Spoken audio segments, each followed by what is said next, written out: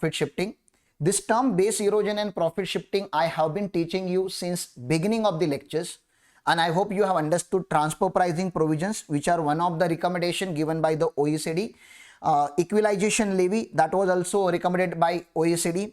Then we have this section 94B in our syllabus, that was also one of the recommendation from OECD. So what do you mean by OECD? Okay, OECD, the Organization for Economic Cooperation and Development, is a group of 38 developed countries, but they are making the they are having the tax you can say committee or tax union kind of thing, where they make a law for a globe or recommendation for the globe. If India or countries like India, they adopt the recommendation given by the OECD, then the tax evasion practices, tax avoidance practices adopted by these multinational corporations can be tackled, or at least the effect of the tax evasions can be minimized to the greater extent, only if this is possible, only if all the countries or majority countries should adopt this recommendation.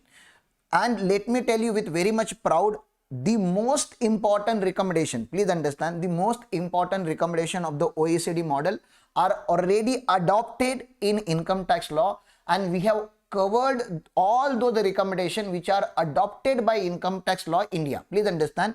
And therefore in this whole lecture I'm going to just give you a reference. Okay, see, this was the OECD recommendation, this is what we have done. I have excluded particularly transfer pricing provisions here because I don't want to waste your time in discussing transfer pricing again. You can refer the transfer pricing provision from the chapter of transfer pricing. Yeah, balance I have just covered to give you the hint. Okay, this is what we have already done in India.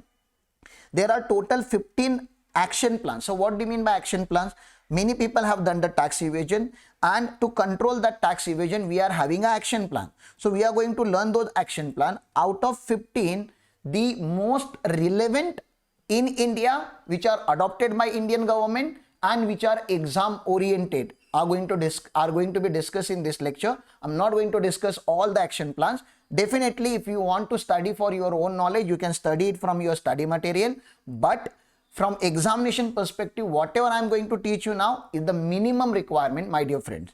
So let's start with the action plan number 1, addressing the challenges of digital economy. So what do you mean by challenges of digital economy? You know that India has become a global market. If you are sitting in India, you don't have to buy product only which are available in India. You can buy product from Japan, you can buy product from China, you can buy product from USA, and it will be done by the server. Please understand, it will be done by the server based entity. Server based entity means it can be Alibaba, it can be Amazon, it can be Flipkart, it can be any entity which is having a global presence. Smartly, please understand, this multinational company smartly they will place their server in a country which is a tax haven. So what do you mean by tax haven? A tax haven country means a country with a low tax jurisdiction or a no tax jurisdiction, and then they will say all the global operations are carried out from this particular country, and this we are ready to pay tax in that particular country, but that country doesn't have taxation on the server base, or even if they are having the taxes are effectively very low. Don't you think if business is happening in India, if products are getting sold in India, government of India deserve the taxation? And definitely yes. So how to control this, how to tackle this? For that they have announced the action plan 1, which is already adopted by government of India. BEPS action plan addressing the challenges of a digital economy.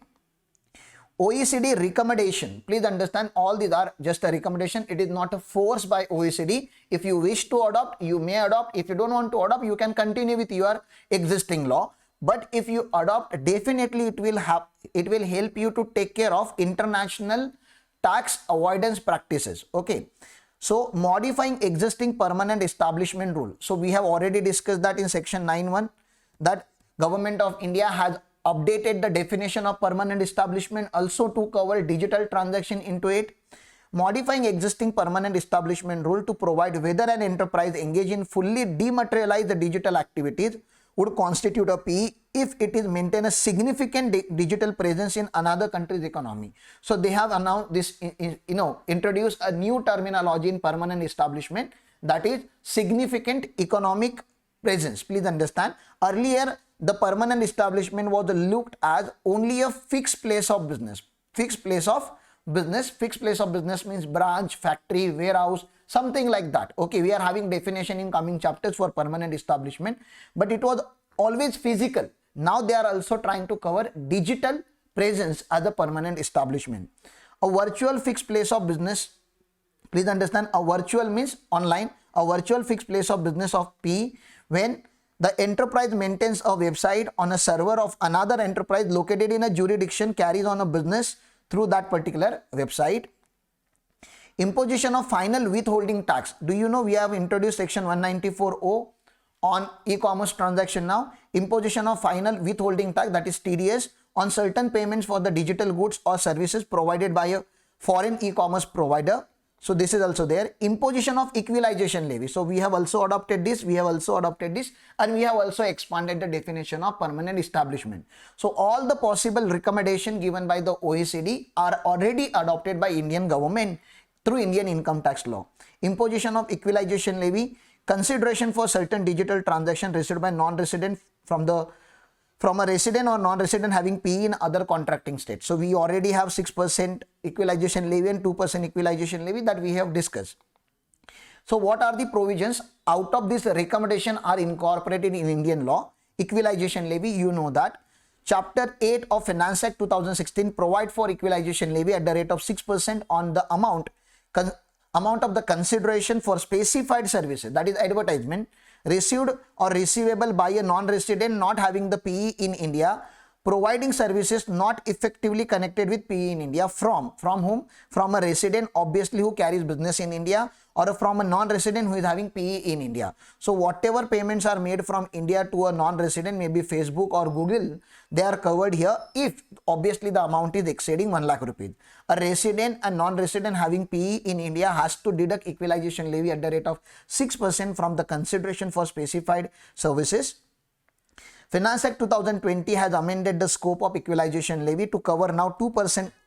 This was 6% equalization levy which is on advertisement services. 2% equalization levy is on e-commerce transaction. Okay, so that is also there through 165A. We have already covered that.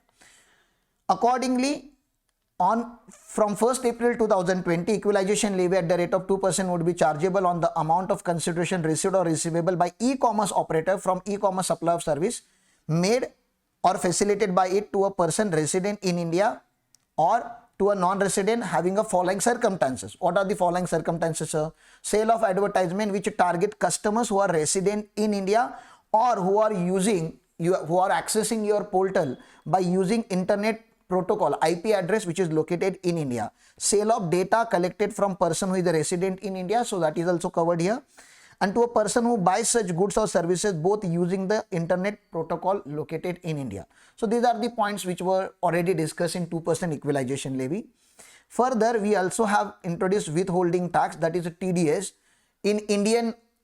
so far as Indian transactions are concerned. So if India, Flipkart is making sale, please understand, to the buyer, and once shopkeeper is registering his goods on Flipkart. So Flipkart is just a virtual market.